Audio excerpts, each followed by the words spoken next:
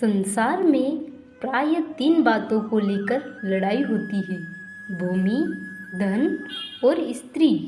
इन तीनों में भी राजाओं का आपस में लड़ना मुख्यतः जमीन को लेकर होता है। यहाँ कुरुक्षेत्र पद देने का तात्पर्य भी जमीन को लेकर लड़ने में है। कुरुवंश में धृतराष्ट्र और पांडु के पुत्र सब एक हो जाते हैं। कुरुवंशी होने से दोनों का कुरुक्षेत्र में अर्थात राजा कुरु की जमीन पर समान हक लगता है। इसीलिए दोनों जमीन के लिए लड़ाई करने आए हुए हैं। यद्यपि अपनी भूमि होने के कारण दोनों के लिए कुरुक्षेत्र पद देना युक्ति संगत न्याय संगत है, तथापि हमारी सनातन वैदिक संस्कृति ऐसी विलक्षण है कि कोई भी कार्य करना होता है तो वह धर्म को सामने रखकर ही होता है। युद्ध जैसा कार्य भी धर्म भूमि, तीर्थ भूमि में ही करते हैं, जिससे युद्ध में मरने वालों का उद्धार हो जाए, कल्याण हो जाए।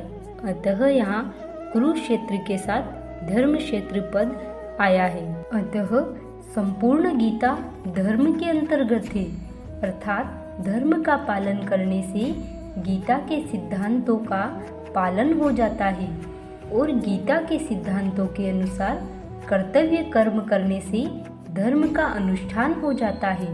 इन धर्म क्षेत्र कुरुक्षेत्र पदों से सभी मनुष्यों को यह शिक्षा लेनी चाहिए कि कोई भी काम करना हो तो वह धर्म को सामने रखकर ही करना चाहिए।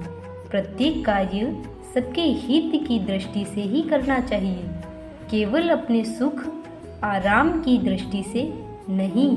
और कर्तव्य अकर्तव्य के विषय में शास्त्र को सामने रखकर करना चाहिए। राजाओं के द्वारा बार बार संधि का प्रस्ताव रखने पर भी दुर्योधन ने संधि करना स्वीकार नहीं किया। इतना ही नहीं, भगवान श्री कृष्ण के कहने पर भी मेरे पुत्र दुर्योधन ने स्पष्ट कह दिया कि बिना युद्ध के मैं तीखी सुई की नोक जितनी जमीन भी पांडवों को नहीं दूंगा। तब मजबूर होकर पांडवों ने भी युद्ध करना स्वीकार किया है। इस प्रकार मेरे पुत्र और पांडु पुत्र दोनों ही सेनाओं के सहित युद्ध की इच्छा से इकट्ठे हुए। दोनों सेनाओं में युद्ध की इच्छा रहने पर भी दुर्योधन में युद्ध की इच्छा विशेष रूप से थी। उसका मुख्य उद्देश्य राज्य प्राप्ति का ही था। वह राज्य प्राप्ति धर्म से हो चाहे अधर्म से, न्याय से हो चाहे अन्याय से, विहित रीति से हो चाहे निषिद्ध रीति से, किसी भी तरह से हमें राज्य मिलना चाहिए, ऐसा उसका भाव था। इसलिए विशेष रूप से दुर्योधन पक्ष ही युयुत्सु अर्थात युद्ध की इच्छा वाला था। पांडवों में धर्म की मुख्यता थी। उनका ऐसा भाव था कि हम चाहे जैसा जीवन निर्वाह कर लेंगे पर अपने धर्म में बाधा नहीं आने देंगे, धर्म के विरुद्ध नहीं चलेंगे। इस बात को लेकर महाराज युधिष्ठिर युद्ध नहीं करना चाहते थे, परंतु जिस माँ की आज्ञा से युधिष्ठिर ने चारों भाइयों सहित द्रौपदी से विवाह किया था, उस माँ की आज्ञा होने के कारण ही महाराज युधिष्ठिर युद्ध में प्रवृत्त हुई थी। अर्थात केवल माँ के आज्ञा पालन रूप धर्म से ही युधिष्ठिर युद्ध की इच्छा वाले हुए। तात्पर्य है कि दुर्योधन आदि तो राज्य को लेकर ही युयुत्सु थे, पर पांडव धर्म को लेकर ही युयुत्सु बने थे।